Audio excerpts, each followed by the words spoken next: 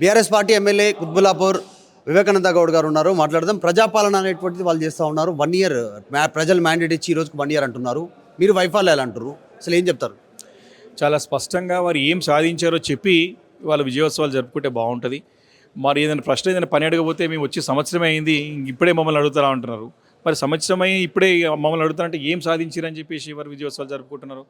ఈరోజు ముఖ్యంగా వారు విజయోత్సవాలు ఎందుకు సంబరాలు జరుపుకుంటున్నారంటే వాళ్ళు క్లియర్ కట్గా బిల్లు ప్రతి ఒక్క కాంట్రాక్టర్ బిల్ దగ్గరికి వెళ్ళి 10% నుంచి 11% వసూలు చేస్తున్నందుకు సంబరాలు జరుపుకోవాలి. బిల్డర్ల దగ్గరికి వెళ్ళి స్క్వేర్ ఫీట్కి 100 రూపాయలు వసూలు చేసుకొని డబ్బులు సంపాదించుకుని సంబరాలు జరుపుకోవాలా. ఈ రకంగా అక్రమ ప్రాజెక్టుల ద్వారా ముఖ్యమంత్రి గారి సొంత కుటుంబ సభ్యులకి మరి అదేవిధంగా పొంగులేటి గారికి వారికి అప్పచెప్పినందుకు సంబరాలు జరుపుకోవాలా. అంతే తప్ప ప్రజలకు ఒరిగింది ఏమీ లేదు.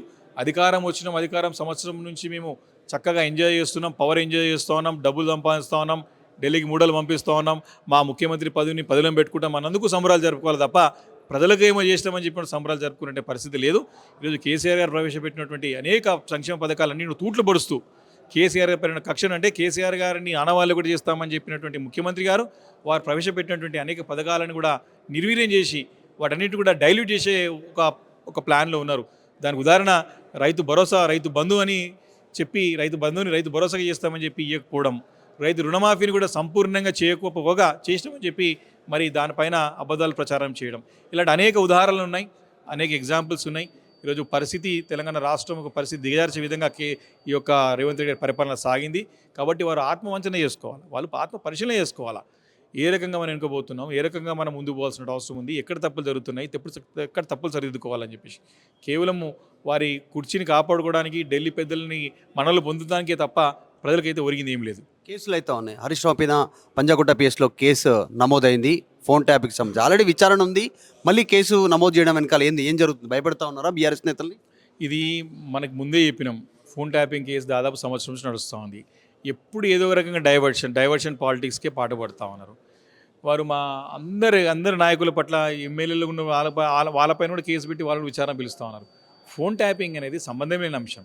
అది ఇంటెలిజెన్స్ పోలీస్ శాఖకు సంబంధించినటువంటి అంశం. అది ఈరోజు ఎప్పుడు నిద్రపోతే ఎప్పుడు ఏది కొత్త అంశం లేపాలని చెప్పేసి ఈ రకంగా అంశాలు లేపుతా ఉన్నారు. ఈరోజు ఫోన్ ట్యాపింగ్ విషయమే కానివ్వండి, అదేవిధంగా ఫార్ములా ఈ రేస్ విషయమే కానివ్వండి, మన లగచర్ల ఘటన కానివ్వండి, అదేవిధంగా మన నిర్మల జరిగినటువంటి ఇథనాల్ ఫ్యాక్టరీకి సంబంధించినటువంటి విషయమే కానివ్వండి, అదేవిధంగా మొన్న ఈ మధ్యకాలంలో చూస్తూ ఉన్నాం, పిల్లలు గురుకుల పాఠశాల పిల్లలు ప్రాణాలపైన తెచ్చుకొని చనిపోవడం చూస్తూ ఉంటే ఇవన్నిటిని కూడా మరి కేసీఆర్ గారి పట్ల కేటీఆర్ పైన మరి వాళ్ళు కుట్ర అని చెప్పడం జరుగుతుంది. అంటే అది కాకుండా సొంతంగా కేటీఆర్ గారి కుటుంబ సభ్యుల యొక్క ఇంటికి వెళ్ళి రాత్రికి వెళ్ళి అక్రమ కేసులు పెట్టినటువంటి సంగతి చూసాం.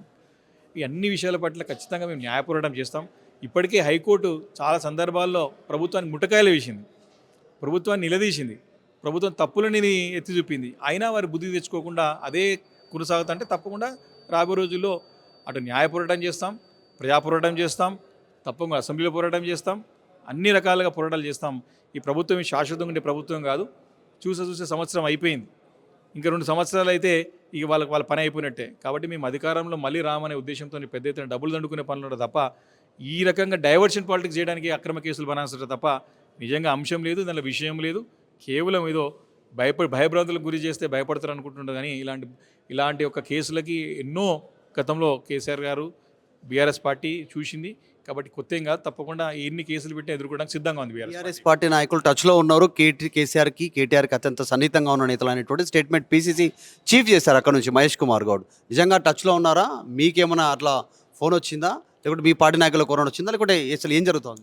అసలు ఈరోజు కాంగ్రెస్ పార్టీలో స్టెబిలిటీ లేదు, సుస్థిరత్వం లేదు. కాంగ్రెస్ పార్టీలో ఈరోజు నిజంగా సుస్థిరత్వం ఉంటే వాళ్ళకు మిగతా 6 మంత్రి పదవులు నుంచి 8 మంత్రి పదవులు ఖాళీ ఉన్నాయి, దాన్ని ఇప్పటికే ఫిలప్ చేస్తున్నాయి కదా. కానీ కాంగ్రెస్ పార్టీ ప్రభుత్వం యొక్క చేస్తున్న పనితీరుడికి కాంగ్రెస్ పార్టీ సొంత ఎమ్మెల్యేలే విరుచుకుపడుతూ ఉన్నారు. వారి సొంత ఎమ్మెల్యేలే ముఖ్యమంత్రి గారు వారి జిల్లాలకు పర్యటన పోతే సొంత కాంగ్రెస్ పార్టీ ఎమ్మెల్యేలు పోతలేరు.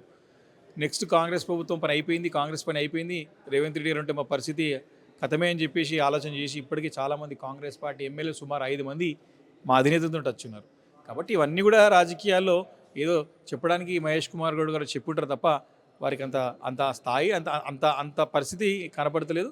వారి ప్రభుత్వం చక్కదిద్దుకునే ప్రయత్నం చేసి ప్రజలకి సుపరిపాలన అందించే పైన దృష్టి కేంద్రీకరిస్తే బాగుంటుంది తప్ప వాళ్ళ టచ్చురు వీళ్ళ టచ్చురు ఏదో డైల్యూట్ చేసే పనులు ఉంటే మాత్రం ఏది కుదరదు.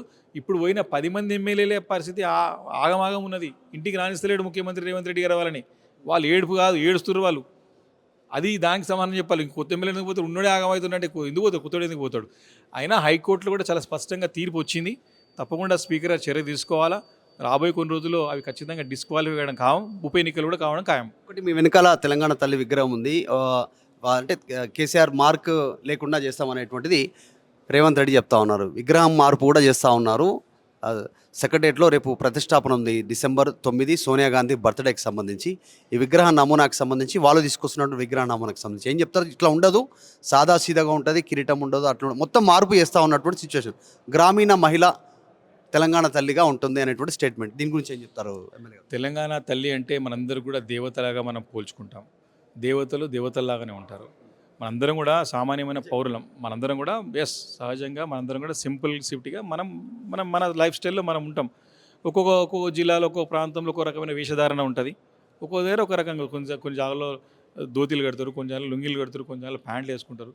రకరకాలైనటువంటి మనుషులు అటు మగవాళ్ళు ఒకరు రీతిలో ఉంటారు, ఆడవాళ్ళు ఒకరు తయారవుతారు. కానీ తల్లి అంటే దేవతలాగా పోలుస్తాం, మనం దేవునిలాగా పోలుస్తాం. కాబట్టి మనం అందరం తెలంగాణ తల్లిని అందరం కూడా చక్కగా తీర్చిదిద్దుకొని తెలంగాణ తల్లిని ఏర్పాటు చేసుకొని తెలంగాణ తల్లి సాక్షిగా తెలంగాణ రాష్ట్రం సాధించిన తెలంగాణని యావత్ భారతదేశంలో నంబర్ 1గా నిలబెట్టుకున్నటువంటి ఘనత మా కేసీఆర్ గారికి ఉన్నది, మా పార్టీకి ఉన్నది. ఈరోజు రేవంత్ రెడ్డి గారు ఉద్యమంతో సంబంధించిన వ్యక్తి కాదు. మాకు తెలుసు, దగ్గరగా పనిచేసిన వ్యక్తులం మేమందరం కూడా. కాబట్టి ఆ వ్యక్తి ఏదో కేసీఆర్ గారు ఆనవాళ్ళు కూడా చేస్తామంటే మాత్రం అది ఆయన సాధ్యపడేది కాదు. ఆయన జేజముల తాతలు వచ్చినా అది అయ్యే పరిస్థితి కాదు. ఈ విగ్రహం ఈ తెలంగాణ తల్లి అంటే అందరు తెలంగాణ తల్లి ఒకరే ఉంటారు కానీ ఇద్దరు ఉంటారా? కాబట్టి నెక్స్ట్ ఏది వచ్చినా సరే తీసి పక్క పడేసేటువంటి తప్ప తెలంగాణ తీసేస్తారా మీరు ఒకవేళ నెక్స్ట్ ఫ్యూచర్ అధికారికి వస్తే?